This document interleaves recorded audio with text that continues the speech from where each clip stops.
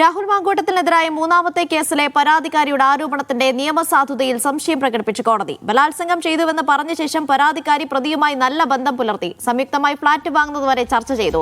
അതിനാൽ ബലാത്സംഗ കുറ്റം ഈ ഘട്ടത്തിൽ നിലനിൽക്കുമോ എന്ന് പറയാനാകില്ല എന്നും കോടതി പറഞ്ഞു.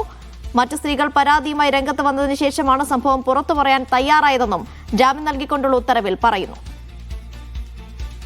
സിജോ ബിജോണാണ് വിവരങ്ങൾ നൽകാനായി ചേരുന്നത്. സിജോ, എന്തൊക്കെ സംശയങ്ങളാണ് കോടതി ഈ ഘട്ടത്തിൽ ഉന്നയിക്കുന്നത്? സിജോ, വളരെ പ്രധാനപ്പെട്ട ചില ചോദ്യങ്ങളാണ് കോടതി ഈ ഘട്ടത്തിൽ ചോദിക്കുന്നത്. ഒന്ന്, രാഹുൽ മാങ്കൂട്ടത്തിനെതിരെ പരാതി നൽകിയിരിക്കുന്ന യുവതി അവർ വിവാഹിതയാണ്. വിവാഹിതയായിട്ടുള്ള ഒരാൾ എങ്ങനെയാണ് വിവാഹ വാഗ്ദാനം ചെയ്തുകൊണ്ട് അല്ലെങ്കിൽ വാഗ്ദാനം ചെയ്ത് അവരെ ഒരാൾ വിവാഹ വാഗ്ദാനം ചെയ്തുകൊണ്ട് പീഡിപ്പിച്ചു എന്ന് പറയാൻ പറ്റുക എന്നുള്ളതാണ്. എന്തായാലും ഈ ഘട്ടത്തിൽ അത്ര ഒരു സ്ഥിരീകരണത്തിലേക്ക് പറയാൻ പറ്റില്ല. എന്തായാലും ആ കാര്യങ്ങളൊക്കെ തീരുമാനിക്കേണ്ടത് വിചാരണ വേളയിലാണെന്നാണ് കോടതി എടുത്തു പറയുകയും ചെയ്യുന്നത്. രണ്ടാമത്തെ കാര്യം എന്ന് പറയുന്നത്, ഈ പരാതി നൽകാനുണ്ടായ കാലതാമസം കോടതി എടുത്തു കാണിക്കുകയാണ്. 1 വർഷവും 9 മാസത്തിന് ശേഷമാണ് ഈ പരാതിക്കാരി പരാതിയുമായി പോലീസിനെ സമീപിക്കുന്നത്. അതാകട്ടെ, രാഹുൽ മാങ്കൂട്ടത്തിനെതിരെ 2 പരാതികൾ നേരത്തെ വന്നിട്ടുണ്ട്. ആ വിവരം അറിഞ്ഞതിന് ശേഷമാണ് ഇത്തരത്തിൽ ഒരു പരാതിയുമായി വരുന്നതെന്നുള്ള ഒരു കാര്യവും കോടതി എടുത്തു കാണിക്കുകയും ചെയ്യുകയാണ്. അങ്ങനെയുള്ള 1-2 സുപ്രധാനപ്പെട്ട ചോദ്യങ്ങളാണ് കോടതി ഈ ഉത്തരവിൽ എടുത്തു പറയുകയും ചെയ്യുന്നത്. ഇക്കാര്യങ്ങൾ ചൂണ്ടിക്കാണിച്ചുകൊണ്ടാണ് രാഹുലിന് കോടതി ജാമ്യം അനുവദിക്കുകയും ചെയ്തിരിക്കുന്നത്. നേരത്തെ 2 കേസുകളിൽ രാഹുലിന് ജാമ്യമുണ്ട്, അല്ലെങ്കിൽ 2 കേസുകളുണ്ട്. അതിൽ ജാമ്യ വ്യവസ്ഥ കൃത്യമായി രാഹുൽ പാലിക്കപ്പെടുന്നുണ്ട്. അതുകൊണ്ട് തന്നെ ഈ ഘട്ടത്തിൽ രാഹുലിന് ജാമ്യം നൽകി കഴിഞ്ഞാൽ അന്വേഷണവുമായി സഹകരിക്കുമെന്ന് കോടതി വിലയിരുത്തുകയും ചെയ്യുന്നുണ്ട്. മാത്രമല്ല, ഈ പരാതിക്കാരി ഇപ്പോൾ വിദേശത്താണുള്ളത്. വിദേശത്തായിട്ടുള്ള ഒരാളെ എങ്ങനെയാണ് ഇവർ സ്വാധീനിക്കുക എന്നുള്ളൊരു കാര്യം വ്യക്തമാവുന്നില്ല. അതുകൊണ്ട് അത്തരം സാഹചര്യങ്ങൾ ഒന്നുമില്ല എന്നുള്ളൊരു കാര്യം കോടതി ജാമ്യം അനുവദിച്ചുകൊണ്ടുള്ള ഉത്തരവിൽ വ്യക്തമാക്കുകയും ചെയ്യുന്നുണ്ട്. അതോടൊപ്പം തന്നെ രാഹുലിനെ അറസ്റ്റ് ചെയ്ത പോലീസിന്റെ നടപടികളെയും കോടതി വിമർശിക്കുന്നുണ്ട്. നടപടിക്രമങ്ങൾ കൃത്യമായി പാലിക്കാതെയാണ് പോലീസ് അറസ്റ്റ് രേഖപ്പെടുത്തിയിരിക്കുന്നത്. ഈ അറസ്റ്റ് എന്തിനാണ്, ഏത് കേസിലാണെന്നുള്ള വിവരങ്ങൾ രാഹുലിനെ അറിയിച്ചിട്ടില്ല എന്നുള്ള കാര്യം കോടതി വ്യക്തമാക്കുകയും ചെയ്യുന്നുണ്ട്. നമ്മൾ ഈ കോടതിയുടെ ഉത്തരവ് പരിശോധിക്കുമ്പോൾ ഈ പരാതിക്കാരിയുടെ ഉദ്ദേശശുദ്ധിയെ, ഈ കേസിന്റെ ബാക്ക്ഗ്രൗണ്ടിനെയൊക്കെ കോടതി സംശയത്തിന്റെ നിഴലിൽ നിർത്തുന്നതാണ്. അത്തരത്തിലുള്ള ചില പരാമർശങ്ങളാണ് കോടതിയുടെ ഭാഗത്ത് ഉണ്ടായിരിക്കുന്നുള്ളതാണ് ഏറ്റവും പ്രധാനപ്പെട്ട കാര്യം. 16 ദിവസത്തിന് ശേഷമാണ് രാഹുൽ ജയിൽ മോചനാകുന്നത്.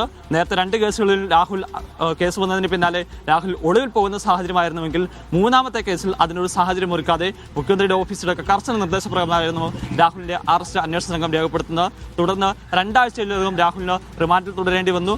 ആദ്യം മജിസ്ട്രേറ്റ് കോടതി ജാമ്യം നിഷേധിക്കുന്ന സാഹചര്യമാണ് ഉണ്ടായിരുന്നത്. പക്ഷേ സെഷൻസ് കോടതിയിൽ നിന്ന് രാഹുൽ അനുകൂലമായ ഉത്തരവ് തേടിയിട്ടുണ്ട്. രാഹുൽ വൈകാതെ തന്നെ പുറത്തിറങ്ങുകയും ചെയ്യും. സിജോ, ഒരു കാര്യം കൂടി, സാധാരണഗതിയിൽ ഇത്തരത്തിൽ ബലാത്സംഗ കേസുകളിൽ പരാതി നൽകുന്നതിലെ കാലതാമസം പരിഗണിക്കപ്പെടാറില്ല. പക്ഷേ ഇവിടെ എന്തുകൊണ്ടാണ് കോടതി അക്കാര്യം കൃത്യമായി അടയാളപ്പെടുത്തുന്നത്? രാഹുൽ എന്തെങ്കിലും തരത്തിലുള്ള ഒരു വാദം അക്കാര്യത്തിൽ മുന്നോട്ട് വെച്ചിരുന്നോ? രാഹുലിന്റെ വാദം എന്ന് പറയുന്നത് ഒരു ബലാത്സംഗമല്ല, ഉഭയസമ്മത പ്രകാരമുള്ള ലൈംഗിക ബന്ധമാണ് എന്നുള്ളതാണ്. പക്ഷേ ആ കാര്യം കോടതി പറയുന്നില്ല. അതിലോട്ടൊരു നിഗമനത്തിലേക്ക് കോടതി വരുന്നില്ല. കോടതിയിൽ ഈ ഓർഡറിൽ പറയുന്ന ഒരു കാര്യം എന്ന് പറയുന്നത്, രാഹുൽ ഇത് സാധൂകരിക്കുന്ന തരത്തിലുള്ള ചില ഓഡിയോ റെക്കോർഡ്സ് ഹാജരാക്കിയിരുന്നു. പക്ഷേ അത് ഈ പരാതിക്കാരിയുടെ തന്നെയാണെന്നുള്ളത് സ്ഥിരീകരിക്കാൻ ഈ ഘട്ടത്തിൽ പറ്റില്ല. അത് ആ ഒരു കാര്യത്തിലേക്ക് ഉറപ്പിക്കാൻ പറ്റുന്നില്ല ഉള്ള ഒരു കാര്യമാണ് വ്യക്തമാക്കുകയും ചെയ്യുന്നത്. ഇനി ഇതിന്റെ കാലതാമസത്തെക്കുറിച്ച് ചോദിക്കുകയാണെങ്കിൽ, സ്വാഭാവികമായും നേരത്തെ സുപ്രീം കോടതിയുടെയൊക്കെ ഭാഗത്തു നിന്ന് സുപ്രധാനമായ ചില നിരീക്ഷണങ്ങളും വിധികളൊക്കെ വന്നിട്ടുണ്ട്. കാരണം ഒരു ആൾ ഇത്തരത്തിൽ പീഡനത്തിന് ഇരയായാൽ, ബലാത്സംഗത്തിന് ഇരയായാൽ എത്ര നാൾ കഴിഞ്ഞിട്ടാണെങ്കിലും അത് പരാതി നൽകുക, അതിന്റെ ഉദ്ദേശസ്ഥിതിയെ ചോദ്യം ചെയ്യുമെന്ന് പറയുന്നുണ്ടെങ്കിൽ പോലും കോടതി ഈ ഉത്തരവിൽ എടുത്തു പറയുന്ന ഒരു കാര്യം എന്ന് പറയുന്നത്, അത് ഈ കേസിൽ എങ്ങനെയാണ് അത് ആപ്ലിക്കബിൾ ആവുന്നത് എന്നുള്ളൊരു കാര്യം പരാതിക്കാരി വ്യക്തമാകുന്നില്ല. അവർ എന്തുകൊണ്ടാണ് 1 വർഷവും 9 മാസത്തിന് ശേഷവും ഈ കേസിൽ അല്ലെങ്കിൽ ആ പരാതി നൽകാൻ കാരണമായിട്ട് എന്താണെന്നുള്ള കാര്യം വ്യക്തമാക്കുന്നില്ല എന്നുള്ളതാണ്. അതിനെ വിമർശിക്കുകയല്ല ഒരിക്കലും കോടതിയുടെ ഭാഗത്തുണ്ടായിരിക്കുന്നത്. 1 വർഷവും 9 മാസവും എടുത്തിട്ടുണ്ടെന്നുള്ളത് അതൊരു കാലത്തെ എടുത്തു കാണിക്കുകയല്ല ഞാൻ സൂചിപ്പിച്ചിരുന്നത്. കോടതി അങ്ങനെയല്ല പറയുന്നത്. പക്ഷേ ആ കാലതാമസം ഉണ്ടാകാനുള്ള കാരണം എന്താണെന്നുള്ളൊരു കാര്യം ഈ പരാതിക്കാരിയുടെ ഭാഗത്തുനിന്ന് കൃത്യതയില്ല, വ്യക്തതയില്ല. ആ കാര്യങ്ങൾ പറയുന്നുള്ളതാണ് കോടതി എടുത്തു പറയുകയും ചെയ്തിരിക്കുന്നത്. പക്ഷേ അതിനുശേഷം കോടതി ചില പ്രധാനപ്പെട്ട കാര്യങ്ങൾ ചോദിക്കുന്നുണ്ട്. ഇവർ ഹോട്ടൽ മുറിയിലേക്ക് വിളിച്ചു വരുത്തി ബലാത്സംഗം ചെയ്തെന്ന് പറയുന്നു. പക്ഷെ അതിനുശേഷവും ഇവർ തമ്മിൽ നല്ല ബന്ധത്തിലായിരുന്നു എന്ന് കോടതി ആ ഉത്തരവിൽ പറയുന്നുണ്ട്. കാരണം ഇവർ തമ്മിൽ സാമ്പത്തിക ഇടപാടുകൾ ഉണ്ടായിട്ടുണ്ട്.